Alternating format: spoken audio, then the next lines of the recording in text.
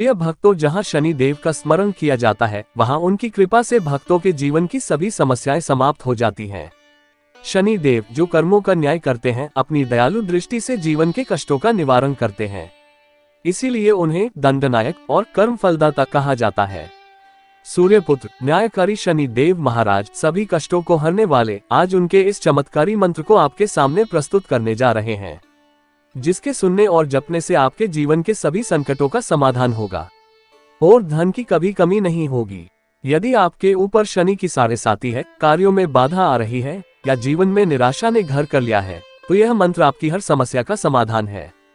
शनि देव के इस मंत्र का उच्चारण करने से आपके जीवन में स्थिरता और समृद्धि आएगी, धन की भी कमी नहीं आएगी। भगवान शनि की कृपा से आपका जीवन सुख और शांति से भर जाएगा।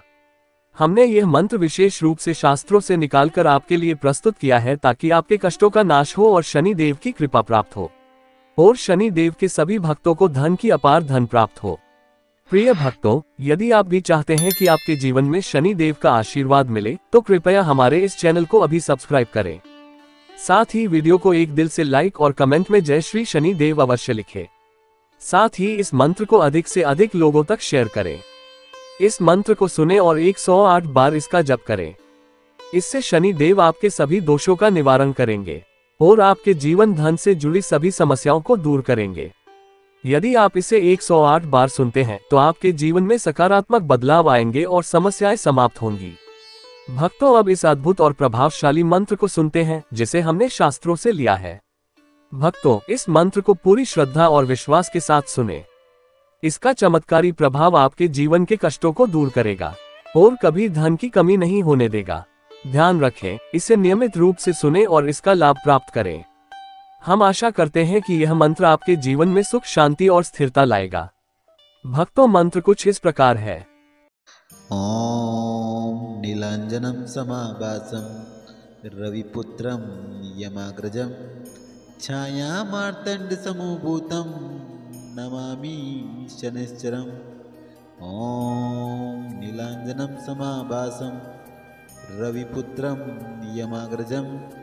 छाया मार्तंड समूभूतं नमामि शनिश्चरम्। ओम नीलांजनम समाभासं रविपुत्रं यमाग्रजं छाया मार्तंड समूभूतं नमामि शनिश्चरम्। ओम नीलांजनम समाभासं रविपुत्रं यमाग्रजं छाया मार्तंड समूभूतं नमामि शनिश्चरम्। ओम नीलांजनम समाभासं रविपुत्रं यमाग्रजं छाया मार्तंड समूभूतं नमामि शनिश्चरम्। ओम नीलांजनम समाभासं रविपुत्रं यमाग्रजं छाया मार्तंड समूभूतं नमामि शनिश्चरम्। ओम नीलांजनम समाभासं रविपुत्रं यमाग्रजं छाया मार्तंड समूभूतं नमामि शनिश्चरम्। ओम नीलांजनम समाभासं रविपुत्रं यमाग्रजं छाया मार्तंड समूभूतं नमामि शनिश्चरम्। ओम नीलांजनम समाभासं रविपुत्रं यमाग्रजं छाया मार्तंड समूभूतं नमामि शनिश्चरम्। ओम नीलांजनम समाभासं रविपुत्रं यमाग्रजं छाया मार्तंड समूभूतं नमामि शनिश्चरम्। ओम नीलांजनम समाभासं रविपुत्रं यमाग्रजं छाया मार्तंड समूभूतं नमामि शनिश्चरम्। ओम नीलांजनम समाभासं रविपुत्रं यमाग्रजं छाया मार्तंड समूभूतं नमामि शनिश्चरम्। ओम नीलांजनम समाभासं रविपुत्रं यमाग्रजं छाया मार्तंड समूभूतं नमामि शनैश्चरम् ॐ नीलाञ्जनं समाभासं रविपुत्रं यमाग्रजं छायामार्तण्डसमभूतं नमामि शनैश्चरम् ॐ नीलाञ्जनं समाभासं रविपुत्रं यमाग्रजं छायामार्तण्डसमभूतं नमामि शनैश्चरम् ॐ नीलाञ्जनं समाभासं रविपुत्रं यमाग्रजं छायामार्तण्डसमभूतं नमामि शनैश्चरम् ॐ नीलाञ्जनं समाभासं रविपुत्रं यमाग्रजं छायामार्तण्डसमभूतं नमामि शनैश्चरम् ॐ नीलाञ्जनं समाभासं रविपुत्रं यमाग्रजं छायामार्तण्डसमभूतं नमामि शनैश्चरम् ॐ नीलाञ्जनं समाभासं रविपुत्रं यमाग्रजं छायामार्तण्डसमभूतं नमामि शनैश्चरम् ॐ नीलाञ्जनं समाभासं रविपुत्रं यमाग्रजं छायामार्तण्डसमभूतं नमामि शनैश्चरम् ॐ नीलाञ्जनं समाभासं रविपुत्रं यमाग्रजं छायामार्तण्डसमभूतं नमामि शनैश्चरम् ॐ नीलाञ्जनं समाभासं रविपुत्रं यमाग्रजं छायामार्तण्डसमभूतं नमामि शनैश्चरम् ॐ नीलाञ्जनं समाभासं रविपुत्रं यमाग्रजं छायामार्तण्डसमभूतं नमामि शनैश्चरम् ॐ नीलाञ्जनं समाभासं रविपुत्रं यमाग्रजं छायामार्तण्डसमभूतं नमामि शनैश्चरम् ॐ नीलाञ्जनं समाभासं रविपुत्रं यमाग्रजं छायामार्तण्डसमभूतं नमामि शनैश्चरम् ॐ नीलाञ्जनं समाभासं रविपुत्रं यमाग्रजं छायामार्तण्डसमभूतं नमामि शनैश्चरम् ॐ नीलाञ्जनं समाभासं रविपुत्रं यमाग्रजं छायामार्तण्डसमभूतं नमामि शनैश्चरम् ॐ नीलाञ्जनं समाभासं रविपुत्रं यमाग्रजं छायामार्तण्डसमभूतं नमामि शनैश्चरम् ॐ नीलाञ्जनं समाभासं रविपुत्रं यमाग्रजं छायामार्तण्डसमभूतं नमामि शनैश्चरम् ॐ नीलाञ्जनं समाभासं रविपुत्रं यमाग्रजं छायामार्तण्डसमभूतं नमामि शनैश्चरम् ॐ नीलाञ्जनं समाभासं रविपुत्रं यमाग्रजं छायामार्तण्डसमभूतं नमामि शनैश्चरम् ॐ नीलाञ्जनं समाभासं रविपुत्रं यमाग्रजं छायामार्तण्डसमभूतं नमामि शनैश्चरम्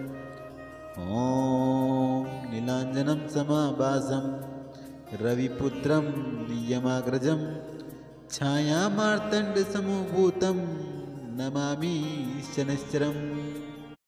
ॐ नीलाञ्जनं समाभासं रविपुत्रं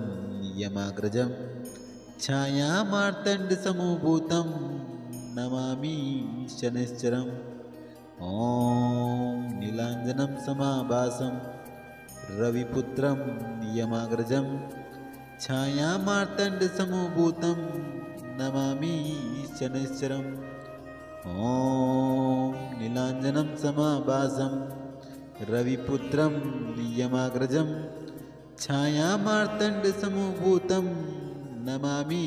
शनैश्चरम् ॐ नीलाञ्जनं समाभासं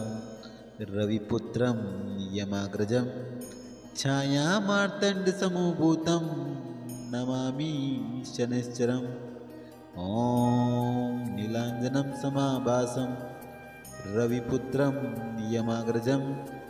छायामार्तण्डसमभूतं नमामि शनैश्चरम् ॐ नीलाञ्जनं समाभासं रविपुत्रं यमाग्रजं छायामार्तण्डसमभूतं नमामि शनैश्चरम् ॐ नीलाञ्जनं समाभासं रविपुत्रं यमाग्रजं छायामार्तण्डसमभूतं नमामि शनैश्चरम् ॐ नीलाञ्जनं समाभासं रविपुत्रं यमाग्रजं छायामार्तण्डसमभूतं नमामि शनैश्चरम् ॐ नीलाञ्जनं समाभासं रविपुत्रं यमाग्रजं छायामार्तण्डसमभूतं नमामि शनैश्चरम् ॐ नीलाञ्जनं समाभासं रविपुत्रं यमाग्रजं छायामार्तण्डसमभूतं नमामि शनैश्चरम् ॐ नीलाञ्जनं समाभासं रविपुत्रं यमाग्रजं छायामार्तण्डसमभूतं नमामि शनैश्चरम् ॐ नीलाञ्जनं समाभासं रविपुत्रं यमाग्रजं छायामार्तण्डसमभूतं नमामि शनैश्चरम् ॐ नीलाञ्जनं समाभासं रविपुत्रं यमाग्रजं छायामार्तण्डसमभूतं नमामि शनैश्चरम् ॐ नीलाञ्जनं समाभासं रविपुत्रं यमाग्रजं छायामार्तण्डसमभूतं नमामि शनैश्चरम् ॐ नीलाञ्जनं समाभासं रविपुत्रं यमाग्रजं छायामार्तण्डसमभूतं नमामि शनैश्चरम् ॐ नीलाञ्जनं समाभासं रविपुत्रं यमाग्रजं छायामार्तण्डसमभूतं नमामि शनैश्चरम् ॐ नीलाञ्जनं समाभासं रविपुत्रं यमाग्रजं छायामार्तण्डसमभूतं नमामि शनैश्चरम् ॐ नीलाञ्जनं समाभासं रविपुत्रं यमाग्रजं छायामार्तण्डसमभूतं नमामि शनैश्चरम् ॐ नीलाञ्जनं समाभासं रविपुत्रं यमाग्रजं छायामार्तण्डसमभूतं नमामि शनैश्चरम् ॐ नीलाञ्जनं समाभासं रविपुत्रं यमाग्रजं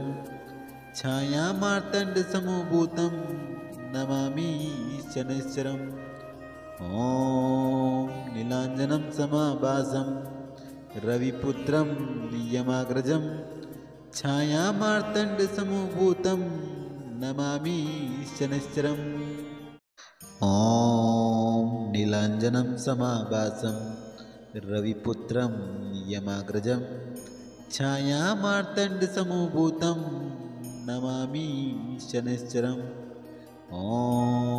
नीलाञ्जनं समाभासं रविपुत्रं यमाग्रजं छायामार्तण्डसमभूतं नमामि शनैश्चरम् ॐ नीलाञ्जनं समाभासं रविपुत्रं यमाग्रजं छायामार्तण्डसमभूतं नमामि शनैश्चरम् ॐ नीलाञ्जनं समाभासं रविपुत्रं यमाग्रजं छायामार्तण्डसमभूतं नमामि शनैश्चरम् ॐ नीलाञ्जनं समाभासं रविपुत्रं यमाग्रजं छायामार्तण्डसमभूतं नमामि शनैश्चरम् ॐ नीलाञ्जनं समाभासं रविपुत्रं यमाग्रजं छायामार्तण्डसमभूतं नमामि शनैश्चरम् ॐ नीलाञ्जनं समाभासं रविपुत्रं यमाग्रजं छायामार्तण्डसमभूतं नमामि शनैश्चरम् ॐ नीलाञ्जनं समाभासं रविपुत्रं यमाग्रजं छायामार्तण्डसमभूतं नमामि शनैश्चरम् ॐ नीलाञ्जनं समाभासं रविपुत्रं यमाग्रजं छायामार्तण्डसमभूतं नमामि शनैश्चरम् ॐ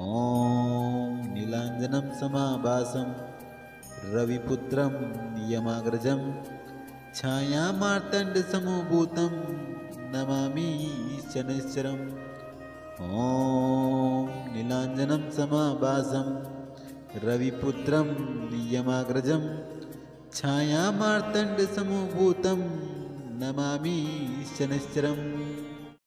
ॐ नीलाञ्जनं समाभासं रविपुत्रं यमाग्रजं छायामार्तण्डसमभूतं नमामि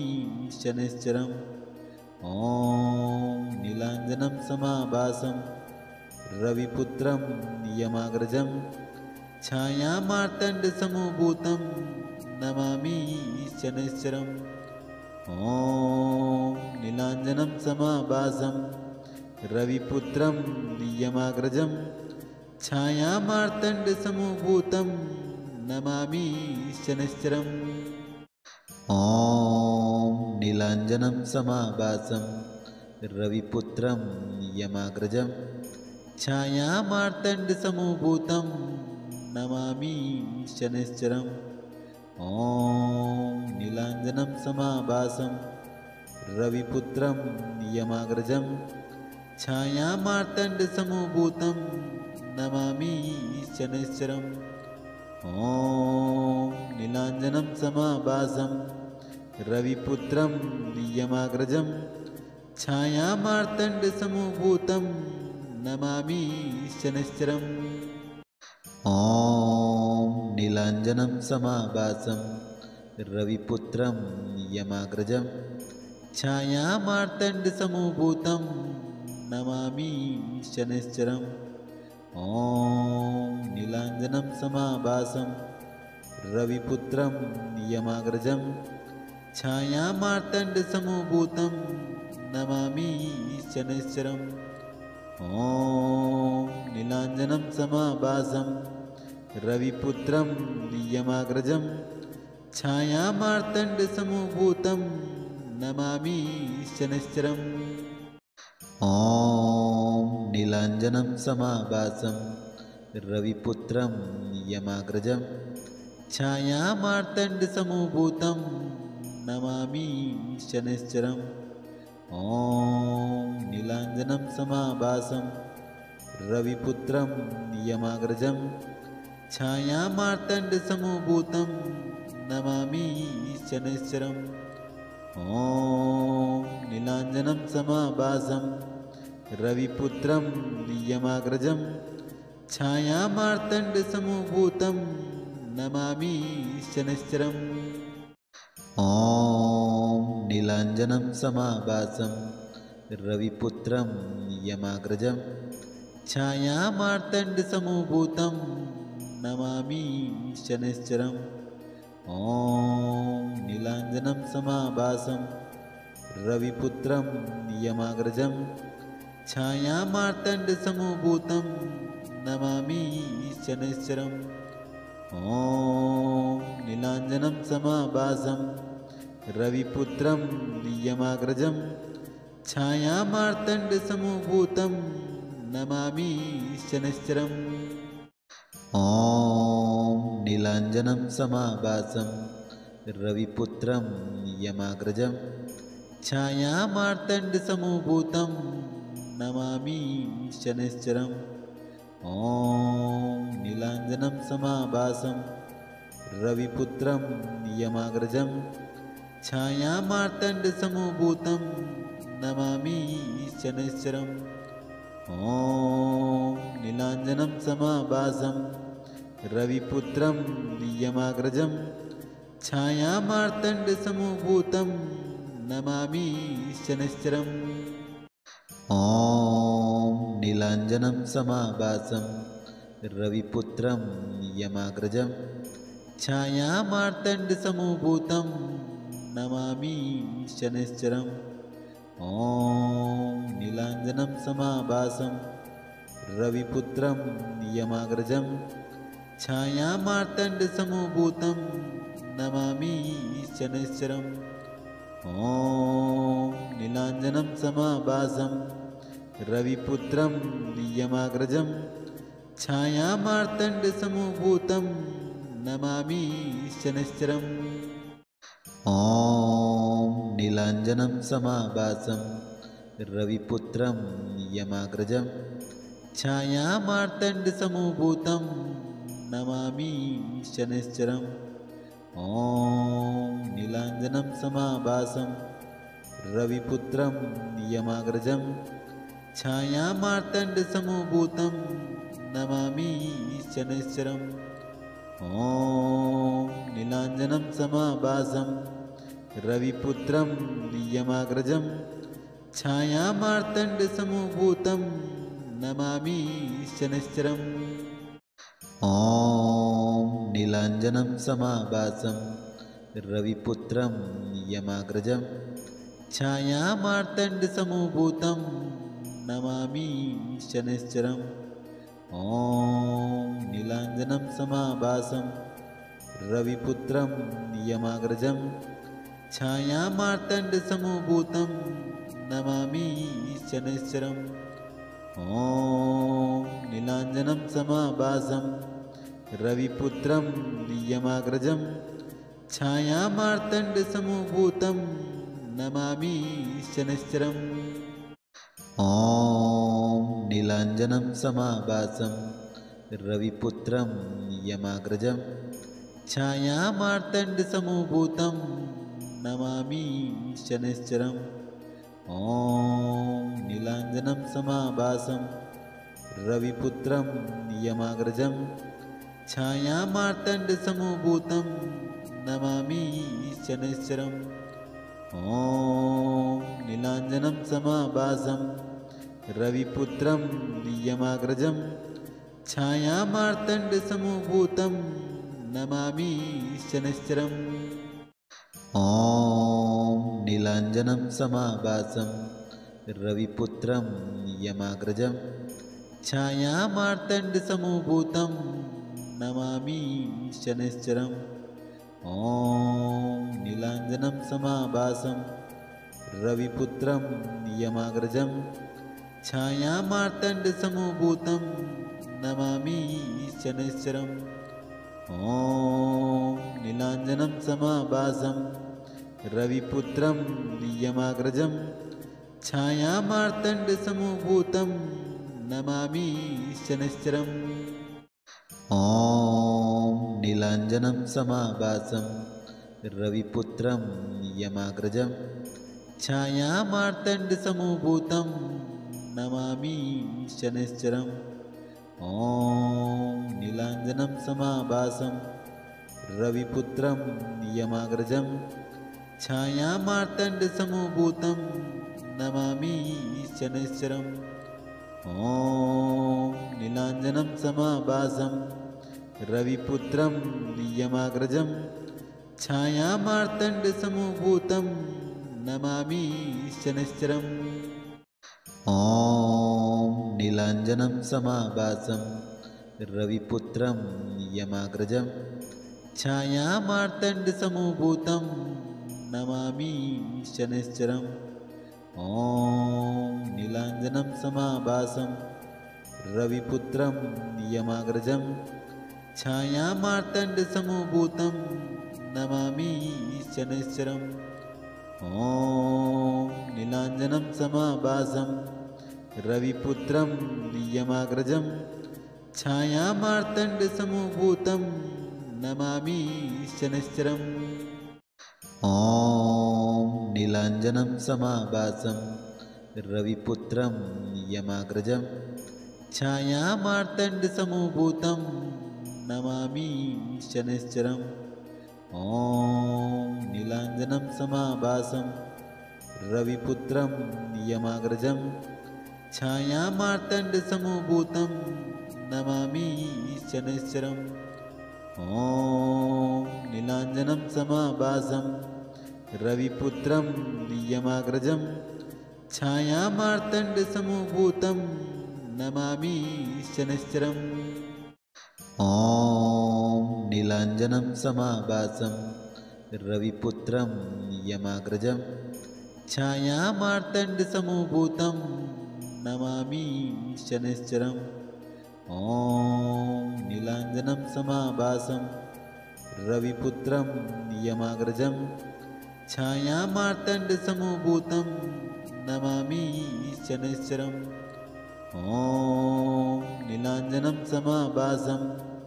रविपुत्रं यमाग्रजं छायामार्तण्डसमभूतं नमामि शनैश्चरम्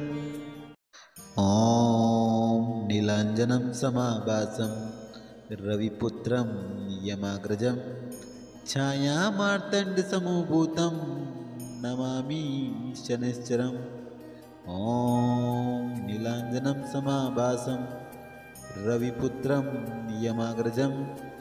छायामार्तण्डसमभूतं नमामि शनैश्चरम् ॐ नीलाञ्जनं समाभासं रविपुत्रं यमाग्रजं छायामार्तण्डसमभूतं नमामि शनैश्चरम् ॐ नीलाञ्जनं समाभासं रविपुत्रं यमाग्रजं छायामार्तण्डसमभूतं नमामि शनैश्चरम् ॐ नीलाञ्जनं समाभासं रविपुत्रं यमाग्रजं छायामार्तण्डसमभूतं नमामि शनैश्चरम् ॐ नीलाञ्जनं समाभासं रविपुत्रं यमाग्रजं छायामार्तण्डसमभूतं नमामि शनैश्चरम्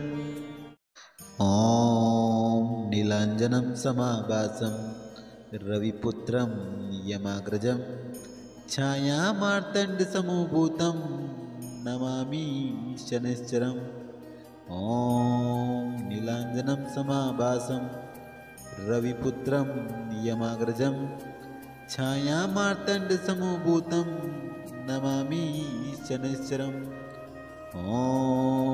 नीलाञ्जनं समाभासं रविपुत्रं यमाग्रजं छायामार्तण्डसमभूतं नमामि शनैश्चरम् ॐ नीलाञ्जनं समाभासं रविपुत्रं यमाग्रजं छायामार्तण्डसमभूतं नमामि शनैश्चरम् ॐ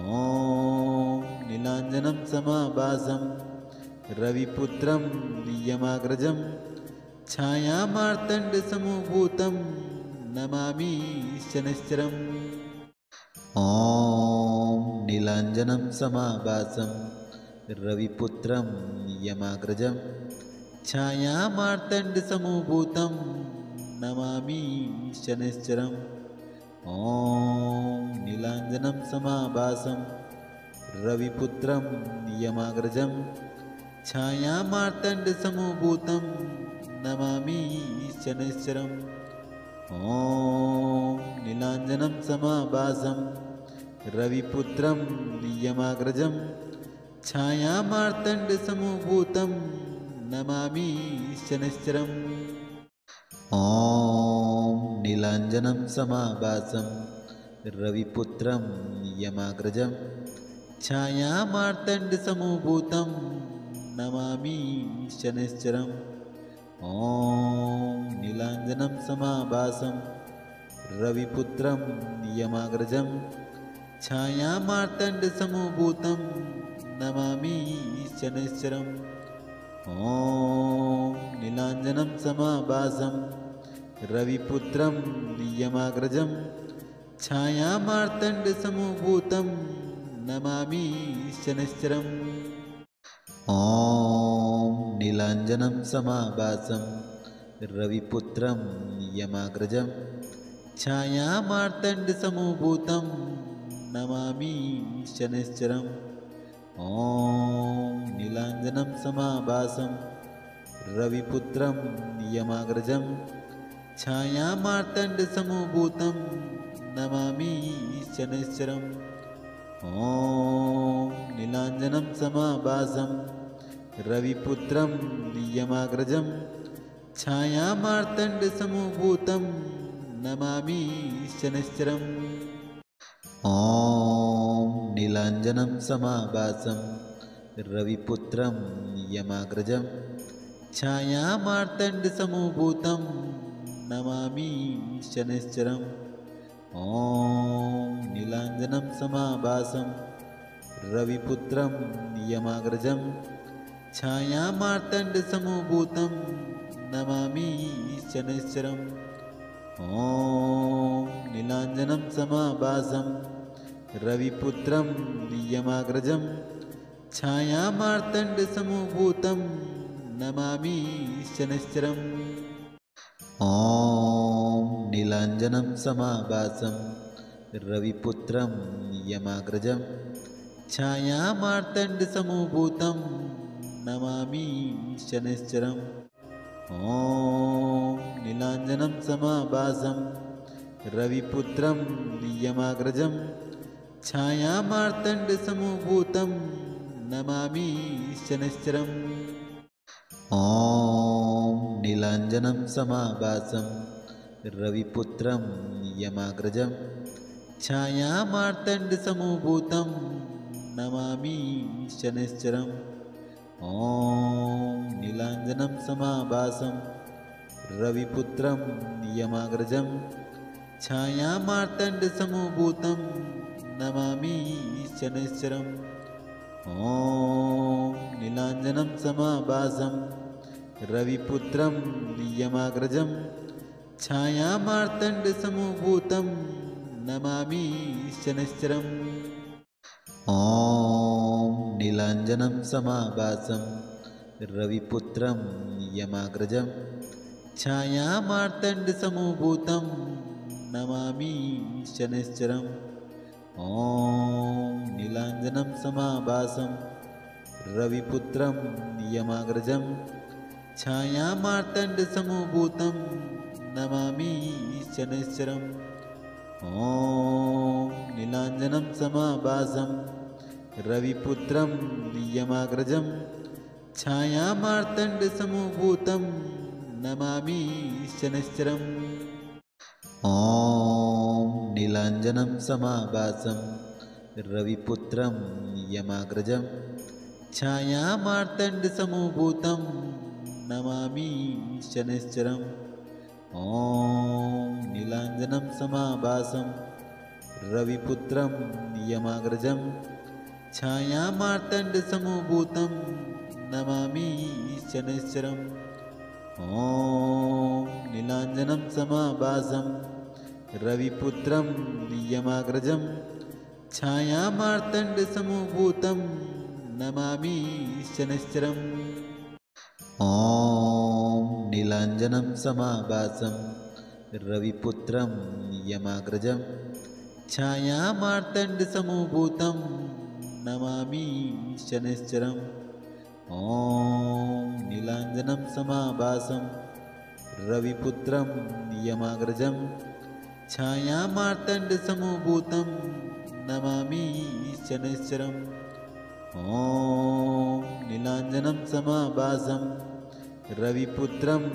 यमाग्रजं छायामार्तण्डसमभूतं नमामि शनैश्चरम् ॐ नीलाञ्जनं समाभासं रविपुत्रं यमाग्रजं छायामार्तण्डसमभूतं नमामि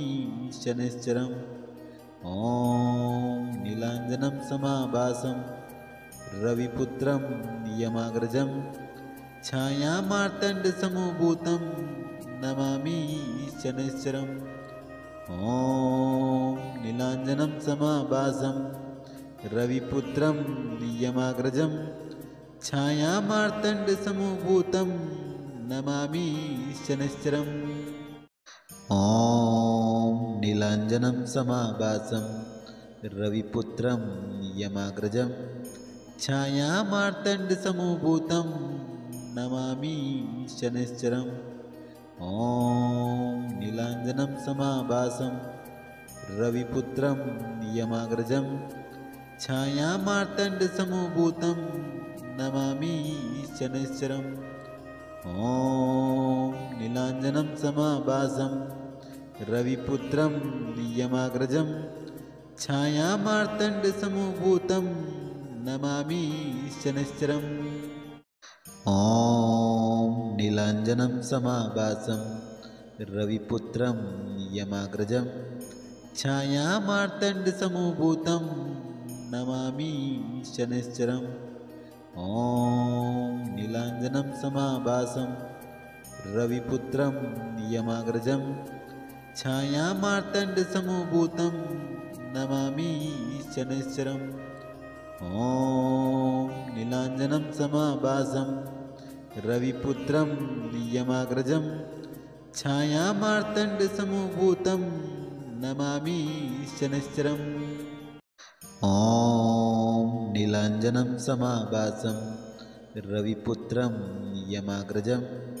छायामार्तण्डसमभूतं नमामि शनैश्चरम् ॐ नीलाञ्जनं समाभासं रविपुत्रं यमाग्रजं छायामार्तण्डसमभूतं नमामि शनैश्चरम् ॐ नीलाञ्जनं समाभासं रविपुत्रं यमाग्रजं छायामार्तण्डसमभूतं नमामि शनैश्चरम् ॐ नीलाञ्जनं समाभासं रविपुत्रं यमाग्रजं छायामार्तण्डसमभूतं नमामि शनैश्चरम् ॐ नीलाञ्जनं समाभासं रविपुत्रं यमाग्रजं छायामार्तण्डसमभूतं नमामि शनैश्चरम् ॐ नीलाञ्जनं समाभासं रविपुत्रं यमाग्रजं छायामार्तण्डसमभूतं नमामि शनैश्चरम् ॐ नीलाञ्जनं समाभासं रविपुत्रं यमाग्रजं छायामार्तण्डसमभूतं नमामि शनैश्चरम् ॐ नीलाञ्जनं समाभासं रविपुत्रं यमाग्रजं छायामार्तण्डसमभूतं नमामि शनैश्चरम् ॐ नीलाञ्जनं समाभासं रविपुत्रं यमाग्रजं छायामार्तण्डसमभूतं नमामि शनैश्चरम् ॐ नीलाञ्जनं समाभासं रविपुत्रं यमाग्रजं छायामार्तण्डसमभूतं नमामि शनैश्चरम् ॐ नीलाञ्जनं समाभासं रविपुत्रं यमाग्रजं छायामार्तण्डसमभूतं नमामि शनैश्चरम् ॐ नीलाञ्जनं समाभासं रविपुत्रं यमाग्रजं छायामार्तण्डसमभूतं नमामि शनैश्चरम् ॐ नीलाञ्जनं समाभासं रविपुत्रं यमाग्रजं छायामार्तण्डसमभूतं नमामि शनैश्चरम् ॐ नीलाञ्जनं समाभासं रविपुत्रं यमाग्रजं छायामार्तण्डसमभूतं नमामि शनैश्चरम् ॐ नीलाञ्जनं समाभासं रविपुत्रं यमाग्रजं छायामार्तण्डसमभूतं नमामि शनैश्चरम् ॐ नीलाञ्जनं समाभासं रविपुत्रं यमाग्रजं छायामार्तण्डसमभूतं नमामि शनैश्चरम् ॐ नीलाञ्जनं समाभासं रविपुत्रं यमाग्रजं छायामार्तण्डसमभूतं नमामि शनैश्चरम् ॐ नीलाञ्जनं समाभासं रविपुत्रं यमाग्रजं छायामार्तण्डसमभूतं नमामि शनैश्चरम् ॐ नीलाञ्जनं समाभासं रविपुत्रं यमाग्रजं छायामार्तण्डसमभूतं नमामि शनैश्चरम् ॐ नीलाञ्जनं समाभासं रविपुत्रं यमाग्रजं छायामार्तण्डसमभूतं नमामि शनैश्चरम् ॐ नीलाञ्जनं समाभासं रविपुत्रं यमाग्रजं छायामार्तण्डसमभूतं नमामि शनैश्चरम् ॐ नीलाञ्जनं समाभासं रविपुत्रं यमाग्रजं छायामार्तण्डसमभूतं नमामि शनैश्चरम् ॐ नीलाञ्जनं समाभासं रविपुत्रं यमाग्रजं छायामार्तण्डसमभूतं नमामि शनैश्चरम् ॐ नीलाञ्जनं समाभासं रविपुत्रं यमाग्रजं छायामार्तण्डसमभूतं नमामि शनैश्चरम् ॐ नीलाञ्जनं समाभासं रविपुत्रं यमाग्रजं छायामार्तण्डसमभूतं नमामि शनैश्चरम् ॐ नीलाञ्जनं समाभासं रविपुत्रं यमाग्रजं छायामार्तण्डसमभूतं नमामि शनैश्चरम् ॐ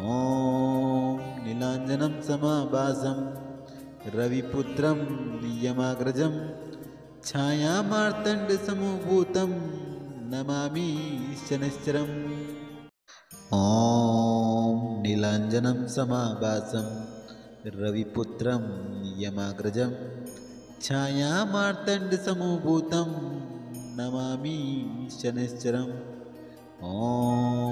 नीलाञ्जनं समाभासं रविपुत्रं यमाग्रजं छायामार्तण्डसमभूतं नमामि शनैश्चरम् ॐ नीलाञ्जनं समाभासं रविपुत्रं यमाग्रजं छायामार्तण्डसमभूतं नमामि शनैश्चरम् ॐ नीलाञ्जनं समाभासं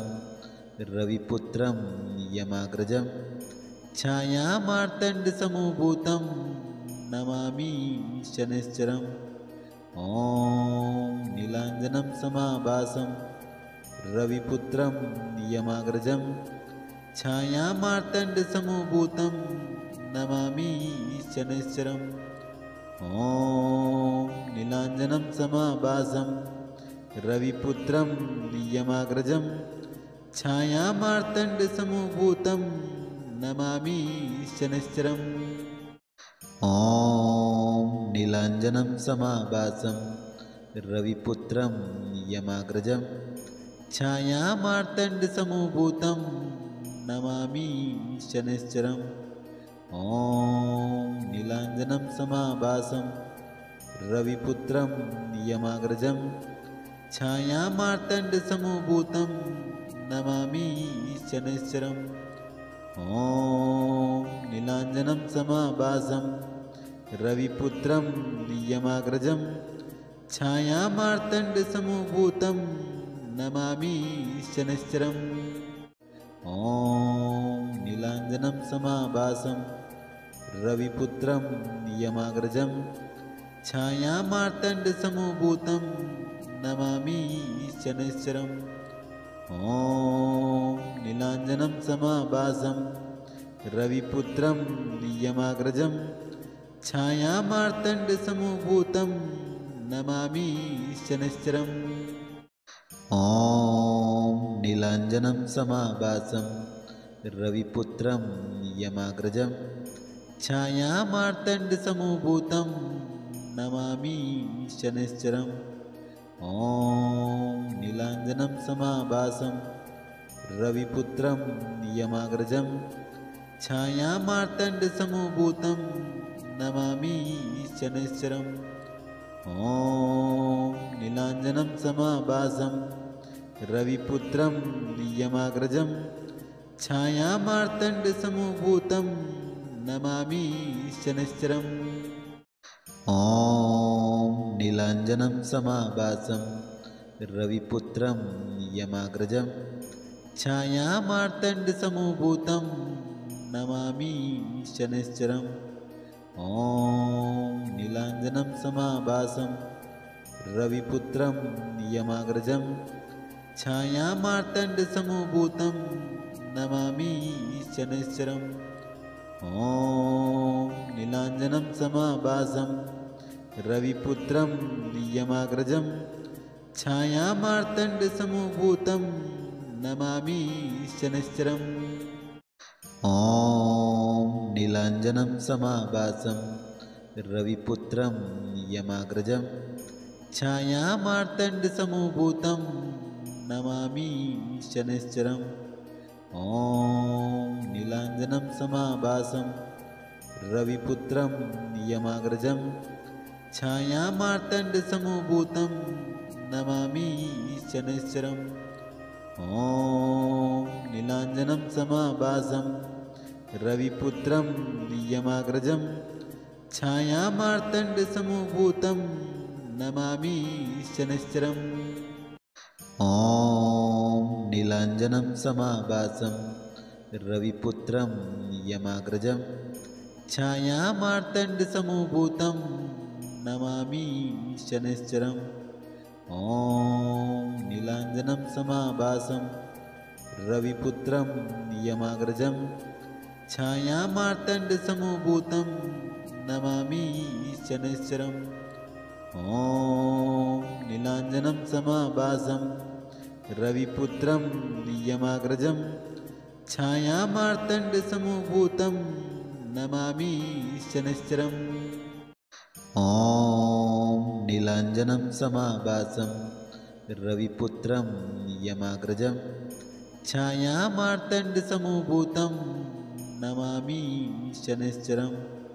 ॐ नीलाञ्जनं समाभासं रविपुत्रं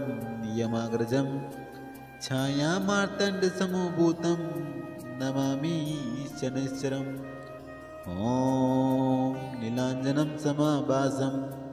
रविपुत्रं यमाग्रजं छायामार्तण्डसमभूतं नमामि शनैश्चरम् ॐ नीलाञ्जनं समाभासं रविपुत्रं यमाग्रजं छायामार्तण्डसमभूतं नमामि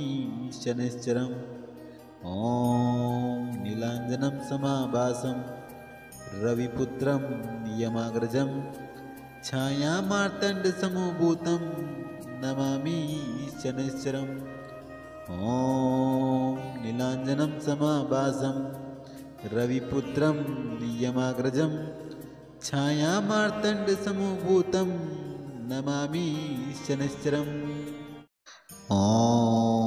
नीलाञ्जनं समाभासं रविपुत्रं यमाग्रजं छायामार्तण्डसमभूतं नमामि शनैश्चरम् ॐ नीलाञ्जनं समाभासं रविपुत्रं यमाग्रजं छायामार्तण्डसमभूतं नमामि शनैश्चरम् ॐ नीलाञ्जनं समाभासं रविपुत्रं यमाग्रजं छायामार्तण्डसमभूतं नमामि शनैश्चरम् ॐ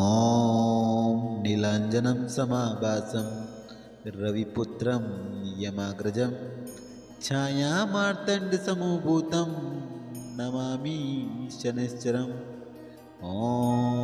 नीलाञ्जनं समाभासं रविपुत्रं यमाग्रजं छायामार्तण्डसमभूतं नमामि शनैश्चरम् ॐ नीलाञ्जनं समाभासं रविपुत्रं यमाग्रजं छायामार्तण्डसमभूतं नमामि शनैश्चरम् ॐ नीलाञ्जनं समाभासं रविपुत्रं यमाग्रजं छायामार्तण्डसमभूतं नमामि शनैश्चरम् ॐ नीलाञ्जनं समाभासं रविपुत्रं यमाग्रजं छायामार्तण्डसमभूतं नमामि शनैश्चरम् ॐ नीलाञ्जनं समाभासं रविपुत्रं यमाग्रजं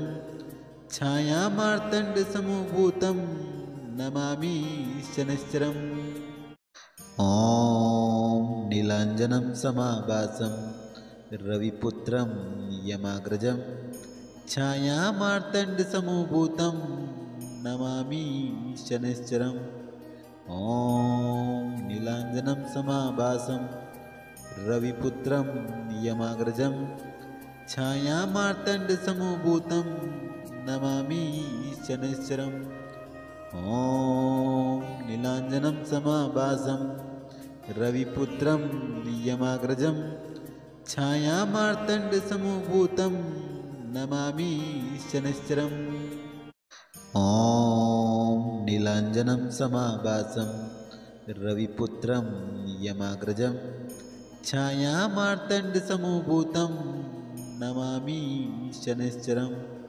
ॐ नीलाञ्जनं समाभासं रविपुत्रं यमाग्रजं छायामार्तण्डसमभूतं नमामि शनैश्चरम् ॐ नीलाञ्जनं समाभासं रविपुत्रं यमाग्रजं छायामार्तण्डसमभूतं नमामि शनैश्चरम् ॐ नीलाञ्जनं समाभासं रविपुत्रं यमाग्रजं छायामार्तण्डसमभूतं नमामि शनैश्चरम् ॐ नीलाञ्जनं समाभासं रविपुत्रं यमाग्रजं छायामार्तण्डसमभूतं नमामि शनैश्चरम् ॐ नीलाञ्जनं समाभासं रविपुत्रं यमाग्रजं छायामार्तण्डसमभूतं नमामि शनैश्चरम् ॐ नीलाञ्जनं समाभासं रविपुत्रं यमाग्रजं छायामार्तण्डसमभूतं नमामि शनैश्चरम् ॐ नीलाञ्जनं समाभासं रविपुत्रं यमाग्रजं छायामार्तण्डसमभूतं नमामि शनैश्चरम् ॐ नीलाञ्जनं समाभासं रविपुत्रं यमाग्रजं छायामार्तण्डसमभूतं नमामि शनैश्चरम् ॐ नीलाञ्जनं समाभासं रविपुत्रं यमाग्रजं छायामार्तण्डसमभूतं नमामि शनैश्चरम् ॐ नीलाञ्जनं समाभासं रविपुत्रं यमाग्रजं छायामार्तण्डसमभूतं नमामि शनैश्चरम् ॐ नीलाञ्जनं समाभासं रविपुत्रं यमाग्रजं छायामार्तण्डसमभूतं नमामि शनैश्चरम् ॐ नीलाञ्जनं समाभासं रविपुत्रं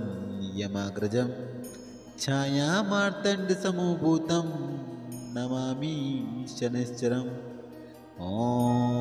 नीलाञ्जनं समाभासं रविपुत्रं यमाग्रजं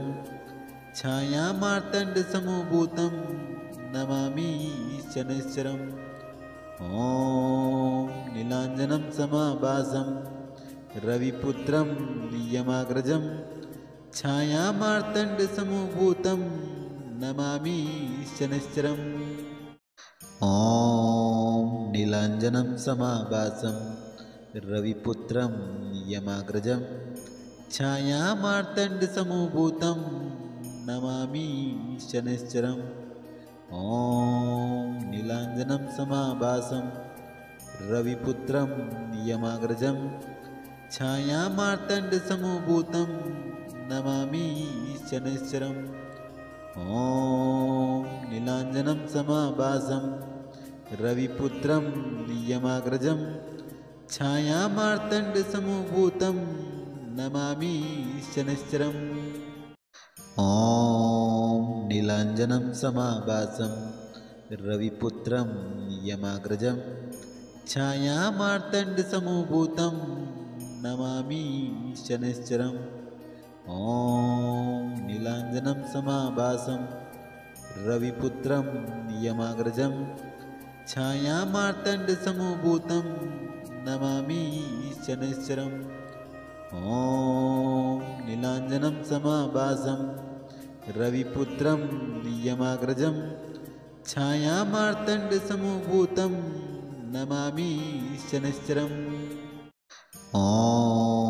नीलाञ्जनं समाभासं रविपुत्रं यमाग्रजं छायामार्तण्डसमभूतं नमामि शनैश्चरम् ॐ नीलाञ्जनं समाभासं रविपुत्रं यमाग्रजं छायामार्तण्डसमभूतं नमामि शनैश्चरम् ॐ नीलाञ्जनं समाभासं रविपुत्रं यमाग्रजं छायामार्तण्डसमभूतं